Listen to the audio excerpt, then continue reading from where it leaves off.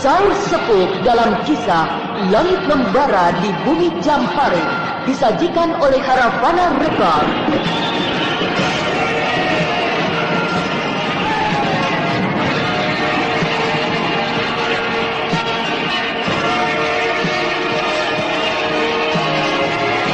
Naskah karya Niki Kosasih, hiasan musik dan sutradara Indra Mahendra.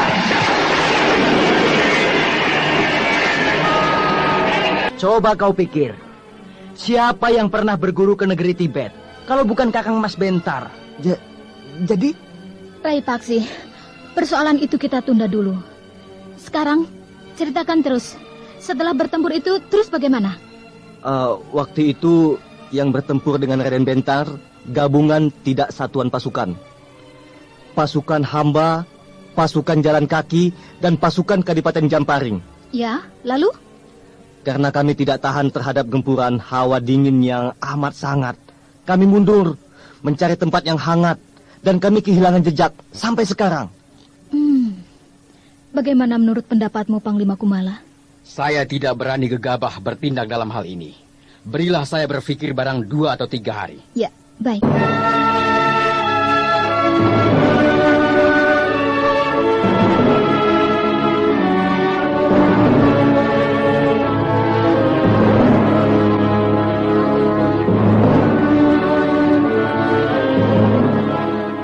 Ayo kita cari Kak Garnis. Aku yakin dia Kakang Mas Bentar yang asli. Jangan terburu nafsu, Rai Paksi. Lalu? Untuk menentukan yang asli dan bukan, kita harus berlaku cermat dan teliti. Sebab, ya, bisa saja terjadi begini. Bentar kembali lagi ke Tibet untuk memperdalam ilmunya sampai dia menguasai ilmu saju. Kembali lagi ke Tibet? Coba diingat-ingat. Berapa lama jangka waktu dari kita bentrok dengan Rai Bentar sampai dia menghilang, kemudian sampai sekarang dia muncul lagi? Sekitar 1 tahun. Nah, waktu 1 tahun sudah cukup bagi dia untuk bisa menguasai ilmu salju. Maksudku, selama dia menghilang, dia pergi ke Tibet. Sebab 2 tahun yang lalu ketika Bentar pulang dari Tibet, ternyata ilmunya belum mencapai tingkat apa-apa yang diharapkannya. Lantas dia balik lagi, belajar lagi selama 1 tahun, kemudian balik lagi ke sini dengan membawa ilmu salju yang dahsyat. Kalau jahat benar Biksu Kampala itu, dia menurunkan ilmu untuk dipergunakan kepada hal-hal yang tidak baik. Ya, mungkin Biksu Kampala tidak tahu. Dia sama sekali tidak mengetahui sepak terjang Bentar di sini. Sebab, kalau dia tahu, tidak mungkin dia akan menurunkan ilmu-ilmunya yang hebat. Iya, Biksu Kampala adalah seorang tokoh yang sangat baik. Tidak mungkin dan sangat mustahil kalau dia memberi restu kepada perbuatan yang jahat. Ya, itulah. Makanya semua ini masih kabur bagi kita. Tapi tabiatnya jadi berubah, Kak Garnis. Berubah bagaimana, Rai Paksi? Dia tidak mau bentrok langsung dengan pasukan Madangkara. Dia selalu menghindar. Bahkan kata Punggawa itu, 3 kali bertarung, Bentar selalu berusaha untuk tidak melukai pasukan, meski seorang pun. Luka yang paling kecil sekalipun selalu dihindarkannya. Nah, itu kan berbeda dengan Bentar yang dulu. Bentar yang dulu kejam sekali, membunuh orang seenaknya saja. Itu pun jangan membuat kita cepat-cepat menjatuhkan penilaian. Sebab untuk mencapai suatu keinginan, orang bisa menempuh jalan dengan segala cara. Dari cara yang terkasar sampai cara yang terhalus. Susah kalau begitu. Tapi terus terang, aku pun sama dengan kamu, Rai Paksi. Mendengar Bentar muncul kembali, membuat semangatku bangkit kembali untuk menjumpai dia. Nah, tunggu apa lagi, Kak? Ayo kita segera berangkat. Meski bagaimana, kita harus pamitan dulu kepada Ibunda. Jangan, Kak Garnis. Loh, kok jangan? Ibu Pramita pasti tidak akan memberi izin. Belum tentu, Rai. Sebab sekarang masalahnya jadi agak lain. Berbeda dengan yang dulu-dulu. Jadi, pasti beliau akan melakukan pertimbangan. Iya, baiklah.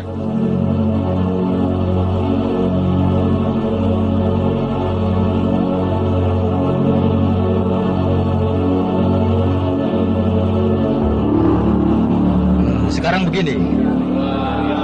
10 orang naik ke atas pohon. 1 pohon, 1 orang. Baik.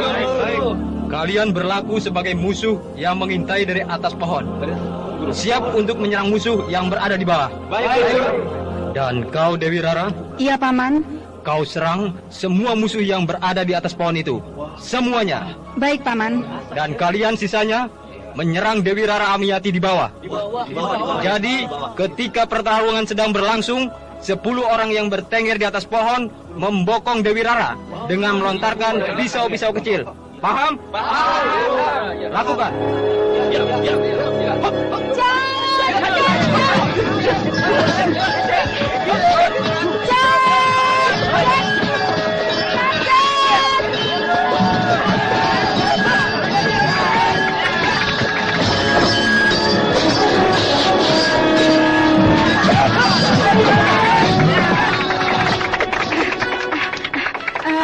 Bagaimana, Paman Soma? Bagus. Kau sudah melakukan jurus kelelawar dengan baik, sehingga kau bisa menjatuhkan semua musuh yang bertengger di atas pohon. Tapi masih saja penyakit lamamu kambuh. Lamban? Ya, kau terlambat. Jurus kelelawar memang sangat ampuh untuk merontokkan musuh yang bertengger di atas pohon. Dan kau sudah melakukan dengan baik. Kau berubah seperti seekor kelelawar yang menyambar-nyambar mangsanya, menerjang buah-buahan yang matang yang bergelantungan di atas pohon. Tapi karena kau melakukan dengan lambat, maka buah-buahan itu tidak kena dengan telap. Memang semuanya jatuh ke tanah karena buah-buahan itu dalam keadaan dia. Tapi kau harus ingat, Dewi Rara, musuh-musuh yang bergelantungan di atas pohon itu bukan buah-buahan yang matang, yang diam, tapi mereka semuanya melakukan perlawanan. Iya, Paman. Waktu kau bertarung di bawah, menghadapi 5 orang lawan, kau bertarung sangat baik. Dan ketika 5 orang lawanmu serentak mundur, maksud mereka untuk memberi kesempatan kepada teman-temannya yang berada di atas pohon untuk menyerangmu dengan gempuran-gempuran pisau, kau berhasil merontokkan semua pisau dengan memutar-mutarkan pedangmu. Lalu kau berkelebat, melompat ke atas pohon untuk menggempur para pembokong. Tapi dari tahap demi tahap itu, nampak jelas kau sangat lamban melakukannya. Iya, Paman. Dan itu sangat berbahaya, Dewi Rara. Sebab dalam sebuah pertarungan yang penting, terlambat satu kejap saja akan berakibat malapetaka bagi dirimu. Jiwamu bisa melayang. Iya, Paman. Ya, aku tidak bisa menyalahkanmu. Sebab semuanya itu sudah merupakan pembawaanmu. Kau dibesarkan di dalam lingkungan keraton dengan peraturan adat dan tata cara yang ketat, membuat segala gerak-gerikmu lamban, kurang gesit dan tangkas. Maklum, kau Sekar Kedaton, kembang keraton Madangkara. Julukan itu hendaknya dibuang jauh-jauh. Paman, sebab sekarang saya bukan kembang keraton lagi, tapi kembang Gunung Wangsit. Ya, kalau kau memang sudah ikhlas melepaskan gelarmu kembang keraton Madangkara, maka kau pun harus rela melenyapkan kebiasaanmu yang serba lambat. Sedikit demi sedikit, kau harus membiasakan diri dalam gerak-gerik yang tangkas, gesit, dan lugas. Ya, Paman. Sampurasun. Bentar.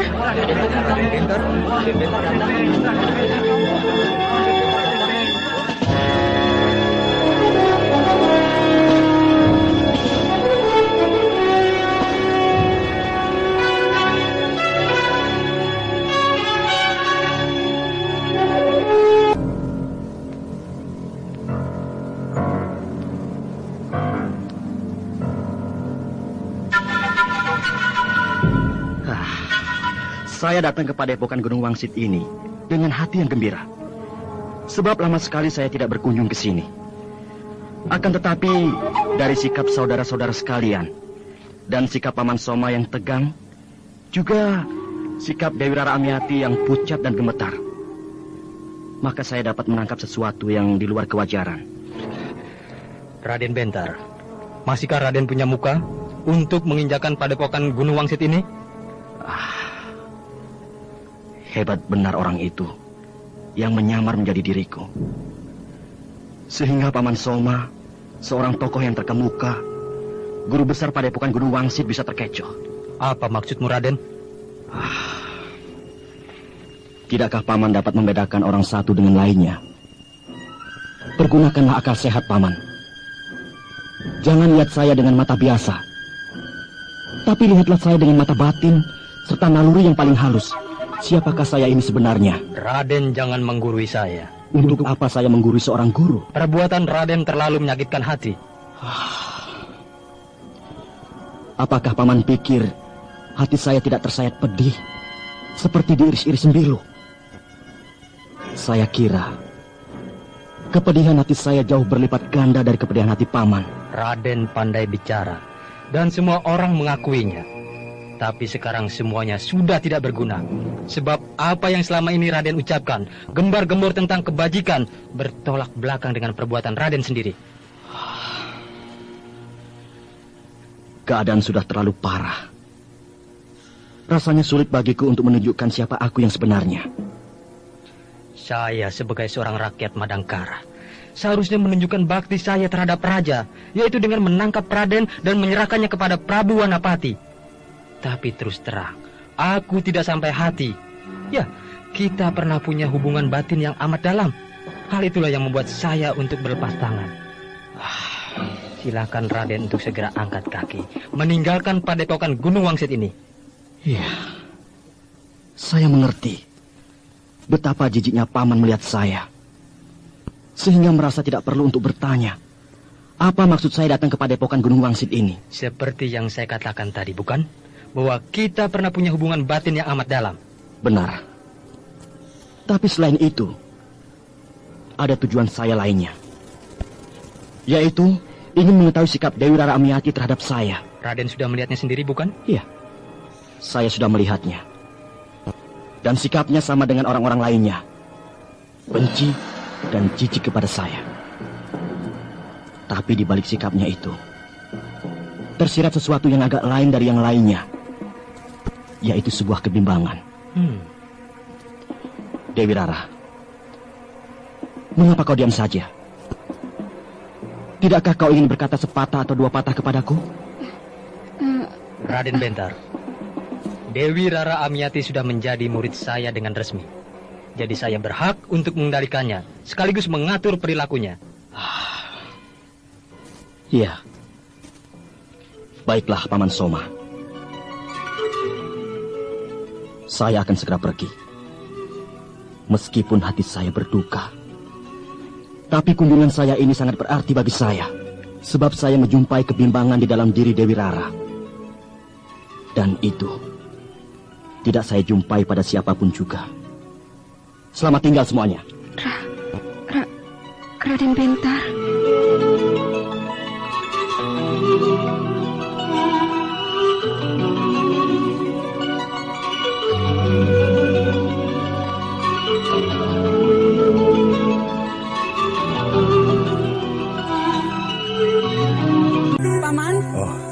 Kau Dewi Rara Amiati, kesinilah, duduklah di sini. Iya, Paman. Aku sengaja memanggilmu, sebab sejak kemarin, ketika Bentar datang ke sini, kau jadi banyak melamun. Nah, apakah kedatangan Bentar itu membuat hatimu menjadi resah? Tidak, Paman. Berlakulah seperti biasanya. Kau seorang murid yang baik, selalu jujur dan berkata terus terang, apa adanya. Dan sikap yang seperti itu harus kau pertahankan terus, termasuk kegundahanmu terhadap Bentar. Saya kasihan kepadanya, Paman. Ya, aku mengerti. Sebab antara kau dengan Bentar pernah punya hubungan tertentu yang mungkin akan sangat mengesankan bagi anak-anak muda seperti kamu. Coba katakan, mengapa kau merasa kasihan? Dia dikejar-kejar pasukan keraton, sehingga hidupnya terlunta-lunta. Ya, memang itu wajar. Sebab Raden Bentar seorang bangsawan terkemuka, yang biasa hidup enak di lingkungan keraton. Sekarang tidak punya tempat tinggal yang tetap. Hidup dalam ancaman, yang sewaktu-waktu dapat merenggut jiwanya. Memang patut dikasihani. Iya, Paman. Nah, syarat dan tugas seorang pendekar, di dalam menjunjung tinggi keadilan dan kebenaran, cukup banyak. Nah, coba kau sebutkan yang ada hubungannya dengan perkara yang menyangkut Bentar. Harus berani mengorbankan kepentingan pribadi demi terwujudnya kepentingan orang banyak. Nah, sudah jelas bukan? Bentar hanya satu orang. Sedangkan rakyat Madangkara berlaksa-laksa. Jadi kita harus berani menyingkirkan jauh-jauh perasaan kasihan kepada Bentar. Sebab Bentar telah merugikan orang banyak, khususnya rakyat Madangkara. Iya, Paman. Perintah Prabu Wanapati, Raja Madangkara, sangat tepat. Bentar dianggap telah membuat resah dan merugikan rakyat. Maka Bentar harus dilenyapkan. Mengapa harus dibunuh, Paman? Tidak adakah cara lain yang agak lunak? Misalnya ditangkap saja, kemudian diadili, lalu dihukum. Dengan demikian, ada harapan bagi Bentar menyadari kesalahannya. Selanjutnya kembali ke jalan yang benar. Hal itu sudah dilakukan oleh Prabu Wanapati. Sebanyak 3 kali diperingati. Dipanggil ke keraton untuk diajak bicara baik-baik. Tapi menolak. Kemudian diberi waktu untuk menyerahkan diri. Tidak juga datang. Ya, terpaksa ditindak. Bukannya sadar dengan memperhatikan seruan Prabu Wanapati, malah sebaliknya, semakin merajalela. Di mana-mana membuat huru-hara, perampokan, pemerkosaan, dan pembunuhan. Nah, apakah orang yang demikian masih berguna untuk masyarakat? Ya, Paman, tentu tidak. Ya, sejak usia remaja, Bentar memang telah menunjukkan sikap yang menentang. Maksudku, di balik wataknya yang arif dan bijaksana, tersembunyi sebuah watak yang berbahaya, yaitu tabiat menentang dan keras kepala. Nah, tabiat yang tidak baik itu nampak jelas ketika dia mabuk asmara dengan Lasmini. Waktu itu, semuanya menjadi sedih dan prihatin. Ibunda Pramita amat berduka melihat Bentar jatuh ke dalam pelukan Lasmini, wanita nakal yang binal. Mantili dan Gotawa murka. Bahkan Mantili karena saking murkanya bertempur dengan Lasmini. Begitu pula kerabat keraton, semuanya menunjukkan sikap yang tidak setuju dan rame-rame menasihati Bentar agar menjauhi Lasmini. Tapi Bentar tidak mengindahkan semuanya itu. Dia tetap melakukan hubungan dengan Lasmini secara sembunyi-sembunyi. Maaf. Paman tidak bermaksud mengungkit-ungkit masa lalu, membangkitkan luka lama, membangkitkan dendam kesumat. Akan tetapi pengalaman adalah guru yang paling baik, di mana kita bisa bercermin kepadanya. Iya, Paman. Nah, hari sudah siang. Tadi pagi kau sudah melakukan latihan dengan keras. Kembalilah ke pondokanmu dan istirahatlah. Nanti sore kita berlatih lagi. Baik, Paman.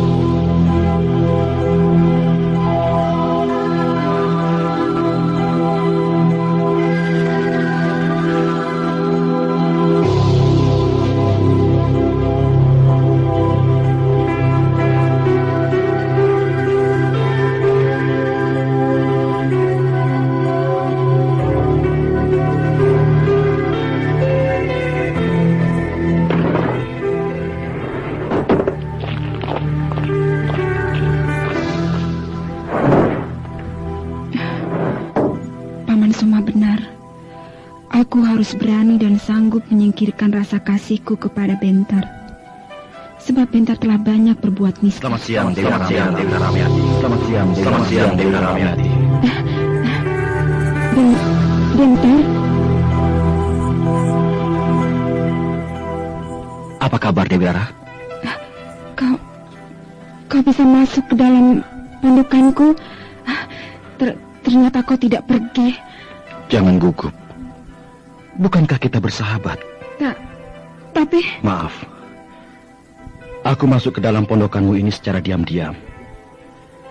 Tidak ada maksudku untuk berbuat yang nista, seperti yang kau katakan tadi. Maksudku hanyalah untuk meyakinkan diriku bahwa kau dirayapi keraguan-raguan. Marilah kita duduk dengan tenang, lalu bicara dengan baik-baik. Jangan kau ulangi lagi perbuatan itu. Mengulangi perbuatan itu? Apa maksudmu? Dulu kau berhasil menjerat aku. Aku pasrah kepadamu. Karena aku jatuh cinta kepadamu. Tapi yang kau tunjukkan bukan kasih sayang, tapi nafsu. Waktu itu kau dirasuki nafsu setan. Apa yang kau katakan itu, Dewi Rara? Aku tidak mengerti sama sekali. Kau hanya ingin menghisap maduku. Aku tidak mau hanya sebagai korban nafsumu yang gila. Aku tidak mau. Habis manis sepah dibuang. Aku bukan Lasmini. Dewi Rara, bicara yang jelas. Jangan buat aku jadi gila. Dasar laki-laki. Begitu cepatnya kau melupakan semua apa yang telah kita perbuat. Dewi Rara, apa yang telah aku perbuat kepadamu? Ya, mungkin aku jenis wanita yang sulit melupakan cinta. Di luar kesibukanku dalam mempelajari semua ilmu silat yang diberikan Paman Soma kepadaku, aku sering termenung, menyendiri. Di saat yang senggang aku sering terkenang kepadamu. Hari demi hari, rasa rinduku semakin menghentak-hentak di hatiku. Dan suatu ketika, kau datang menemui aku. Betapa gembiranya aku. Kedatanganmu aku sambut dengan hangat. Dan kau tahu benar kalau aku jatuh cinta setengah mati kepadamu. Maka itu kau buat aku sebagai bulan-bulanan. Aku rela, aku pasrah, karena aku mencintaimu. Tapi, untunglah aku masih sadar. Meskipun bara api asmara membakar sekujur tubuhku, aku tidak mau berbuat gila. Dan aku menolak ajakanmu yang nista. Aku tidak mau terseret ke dalam nafsu birahi yang kau minta. Kapan itu, Dewi Rara? Kapan peristiwa itu terjadi? 1 tahun yang lalu. 1 tahun yang lalu? Iya, 2 bulan setelah kau pulang dari negeri Tibet.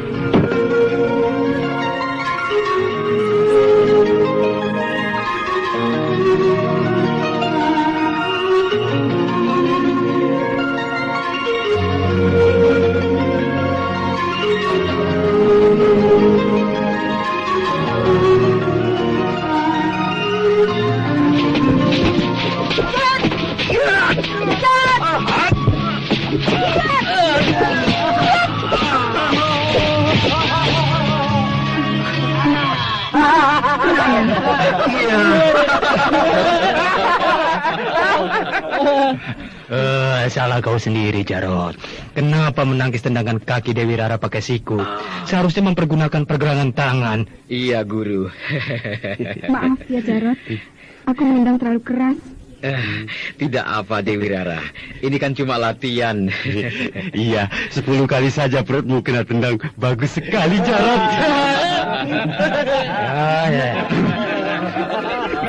Ya, aku kira hari ini latihan kita cukup.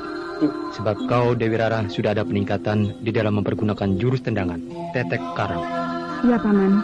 Sampurasun. Apa kabar saudara-saudara? Bentar. Raden Bentar. Padepokan Wangsit ini semakin hebat saja, Paman Soma. Ya, begitulah, Raden. Raden Bentar, kapan pulang dari Tibet? Sudah lama juga. Oh ya? Ya, tapi maklum banyak kesibukan. Sehingga baru sekarang bisa berkunjung ke sini.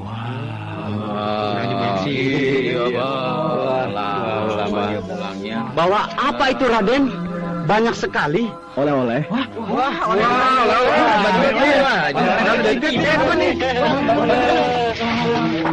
Apa ini? Seperti beras. Itu sorghum. Sorghum? Apa itu sorghum, Raden? Aduh, sorghum. Bukan sorghum. Makanan utama orang Tibet. Kalau di sini beras, di sana sorghum. Dari gandum. Biasa juga disebut samba. Oh ya, dan yang ini teh asli buatan Tibet.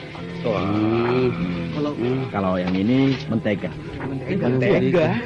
Mentega ini untuk campuran minum teh, diberi garam sedikit.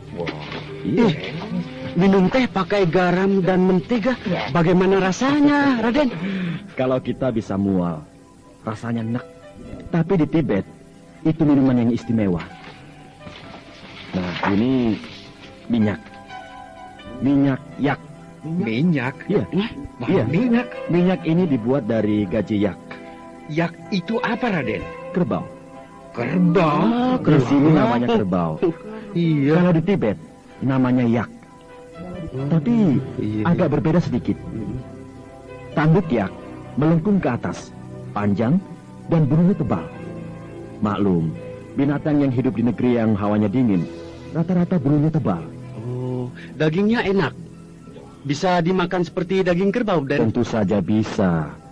Bahkan menjadi makanan utama di samping sorghum samba. Berat di sini. Ini dagingnya. Daging yak. Sudah dikeringkan. Dendengnya sama dengan dendeng buatan sini kan? Juga dagingnya sama dengan daging kerbau. Iya, benar. Iya. Wah, hari ini kita makan besar. Makan masakan Tibet. Iya, hari ini kita jadi orang Tibet.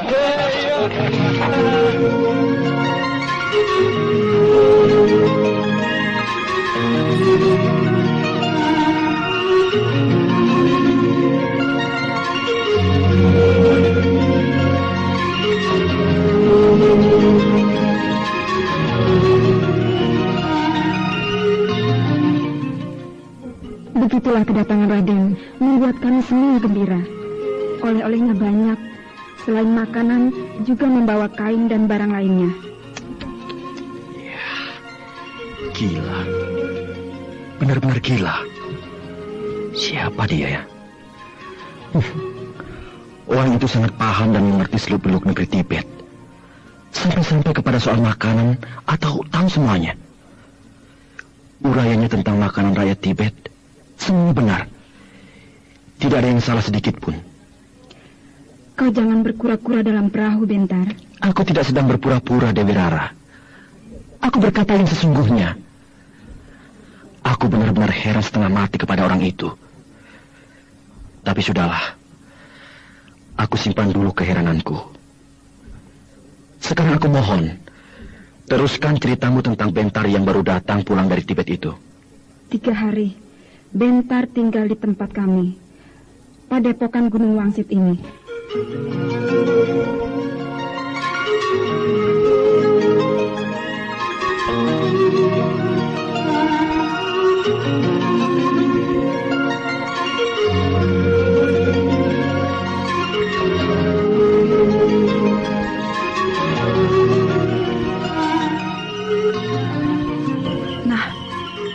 Begitulah ceritanya, Raden Bentar. Jagat Dewa Batara. Rusaklah semuanya. Betapa kejamnya orang itu. Dengan semena-mena menghancurkan nama baikku. Perbuatannya lebih kejam dari apapun yang paling kejam. Memang, kau kejam, Bentar. Aku? Kau yakin bahwa orang yang mengaku dirinya Raden Bentar yang hendak menodai kamu itu adalah aku? Hebat sekali orang itu. Tapi dia seorang yang jahanam. Sesal kemudian tidak berguna, bukan? Aku pernah memelukmu, menciummu. Tidakkah kau dapat membedakan pelukanku yang penuh kasih, ciumanku yang penuh kedamaian, dengan pelukan dan ciuman orang itu yang penuh hawa nafsu birahi? Aku dapat membedakannya, Bentar. Akan tetapi waktu dan tempat dapat merubah watak seseorang. Dan aku sangat heran. Mengapa kau berubah begitu cepat?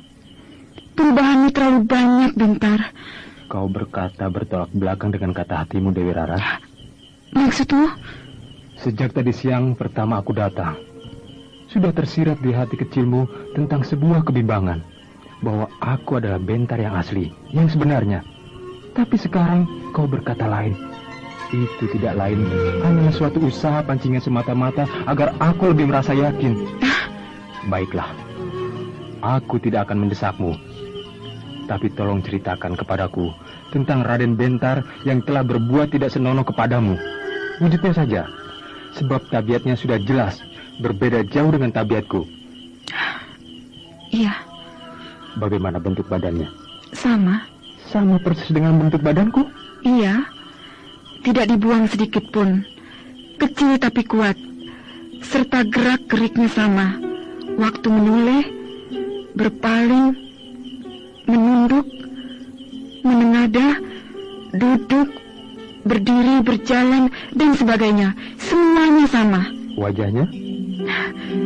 Hidungnya, bibirnya, dagu, kening, alis mata, rambut, dan kedua matanya sama.